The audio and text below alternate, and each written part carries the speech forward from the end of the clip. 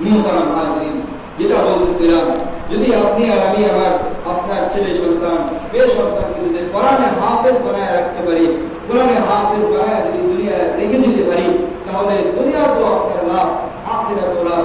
দুনিয়াতে কি লাভ?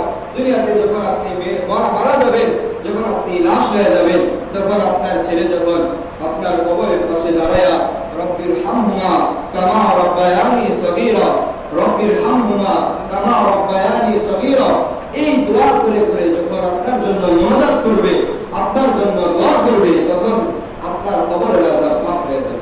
সুবহানাল্লাহ। আর আখিরাতে কি লাভ?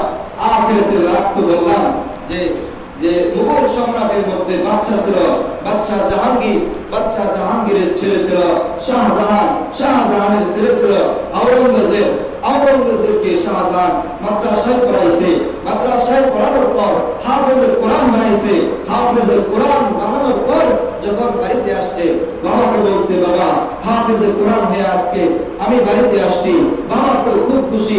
বাবা বলল, আচ্ছা ঠিক আছে, তুমি যাও তোমার দাদার সাথে দেখা করে আসো, দাদাকে বলো, দাদা খুব খুশি হবে।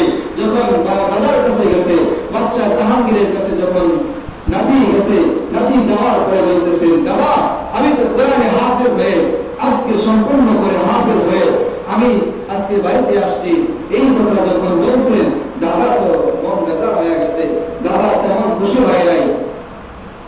সেই নাতি আবার চলে আসছে, চলে আসার পর বাবার সাথে দেখা, বাবা বললো, তোমার দাদা কি তোমাকে উপহার দেয় নাই, খুশি হয় নাই?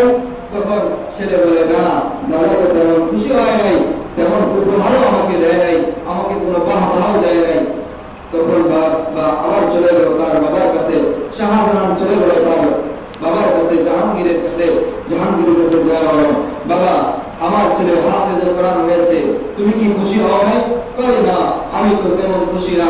তাই কেন?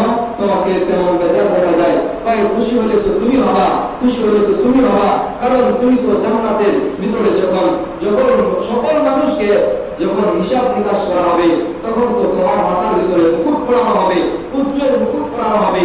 খুশি হলে তো তোমার খুশি হওয়ার কথা, আমি কেন খুশি হব? এই কথা যখন বললো, শাহজাহানের মনের ভিতরে একটু ধাক্কা দিল। জাহাঙ্গীর এটাও বললো যে আমার ছেলে তো হাফেজ হয়ে নাই, আর আমি কিয়ামতের ময়দানে